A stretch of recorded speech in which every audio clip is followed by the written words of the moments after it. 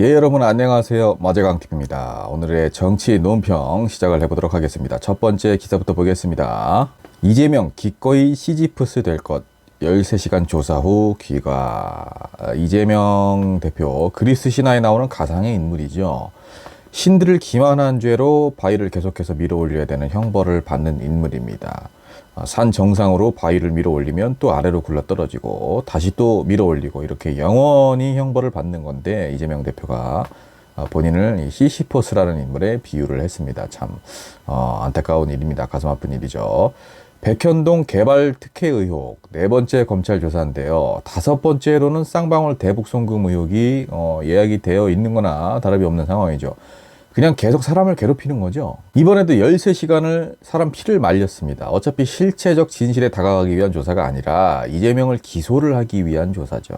검찰의 불순한 의도가 명확한 거 아닙니까? 정말 검찰이 이 이재명 탄압의 목적이 아니라 사법 정의를 구현하고 비리를 파헤치는 게 목적이라면 엉뚱한 사람을 이렇게 자꾸 조사하지 말고 백현동 용도 변경을 지시한 박근혜 정부 관계자들, 그리고 당시 국토부 장관을 먼저 수사를 하길 바랍니다. 정의는 언젠가는 승리하게 되어 있고 윤석열 정권은 반드시 심판을 받을 날이 올 것입니다. 자, 다음 기사입니다. 한미일 정상 3자 협의 공약 채택, 공동 위협에 적시 공조. 한미일 정상이 회의를 열었죠. 3국의 공동 위협에 대한 공조 방안을 담은 3자 협의에 대한 공약을 채택을 한다.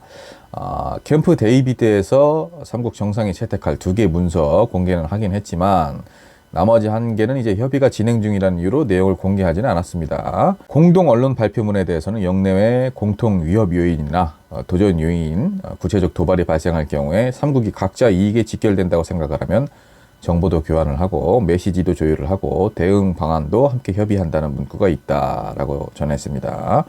대통령실 관계자가 이렇게 입장을 좀 밝힌 건데, 영내외 어떤 통상 분규, 북한 미사일 위협 아니면 해상 도발 이런 부분들에 있어서 군사 안보, 경제 통상, 사이버 위협, 여러 가지 위협들 공동 대응 방안을 마련할 수 있을 것이다 라는 거죠.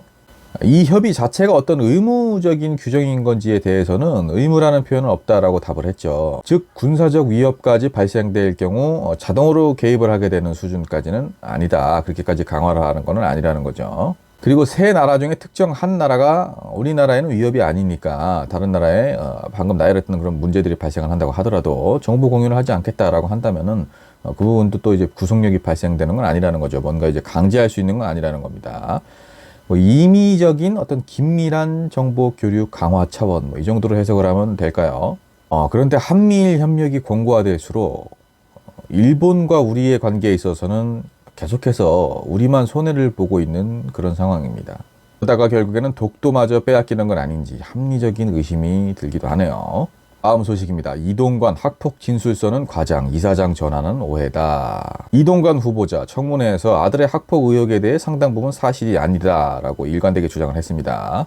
피해 학생이 직접 쓴 진술서 내용의 상당 부분을 부인을 한 거죠. 책상에 머리를 300차례 이상 박게 했다라든지 휴대전화를 뺏었다든지 이런 거는 그렇게까지는 안 했다라는 건데, 근거가 당시 가해자였던 자신의 아들에게 여러 차례 확인을 했다라는 거죠. 아들이 거짓말할 리는 없을 것이다 라는 건데, 글쎄요, 아들의 말이 신빙성이 있을까 싶네요.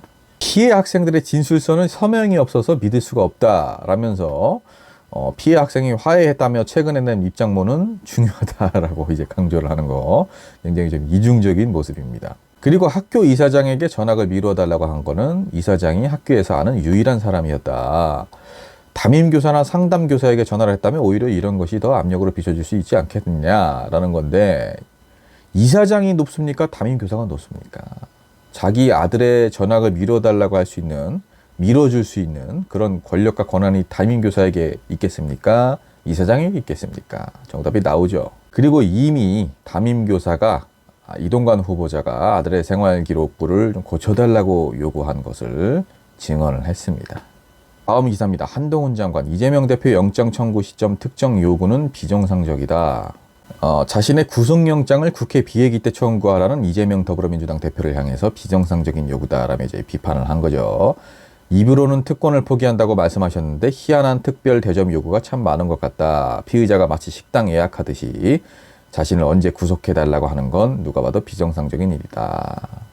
이제 이재명 대표가 지지자들에게 입장을 발표를 하면서 검찰을 향해서 회기 중에 구속영장 청구로 분열과 갈등을 노리는 꼼수를 포기를 하고 당당하게 비회기 때 청구를 하라라고 이야기를 했는데 그걸 이제 맞받아친 거죠. 이번 영장이 지난 2월 달처럼 국회 회기 중에 청구가 되면은 체포동의안 표결에 또 들어갈 것이고 그렇게 되면 민주당 당내에 어떤 개파 갈등이 또 심화될 수 있기 때문에 이재명 대표가 이제 그런 것들을 좀 봉합하려고 그리고 검찰의 꼼수를 좀 저지하려고 이렇게 이야기를 하신 건데 한동훈 장관 발언이 저는 좀 이해가 안 가네요. 13시간씩 사람 진을 빼고 어떻게든 구속시키려고 혈안이 돼가지고 짜맞추기 수사를 하는 거는 정상이고 당대표가 당의 분열을 막기 위해서 차라리 비회기 중에 청구하라라고 한 것은 비정상적인 겁니까? 보나마나 또 간교하게 영장 청구 시기를 맞추겠죠. 김용계에서 또 이탈표가 나오면 리더십이 흔들렸다느니 민주당 내부에서도 이재명 대표를 반대하는 목소리가 나오고 있다느니 하면서 이재명 흠집내기에 돌입을 하겠죠.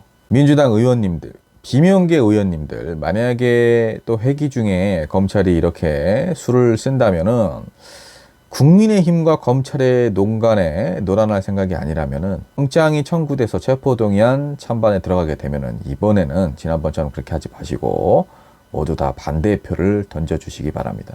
자, 여러분, 마제강TV 정치 논평 오늘은 여기까지입니다. 즐거운 주말입니다. 가족들과 함께 행복한 시간 보내시고요. 마제강TV 구독, 좋아요 부탁드립니다.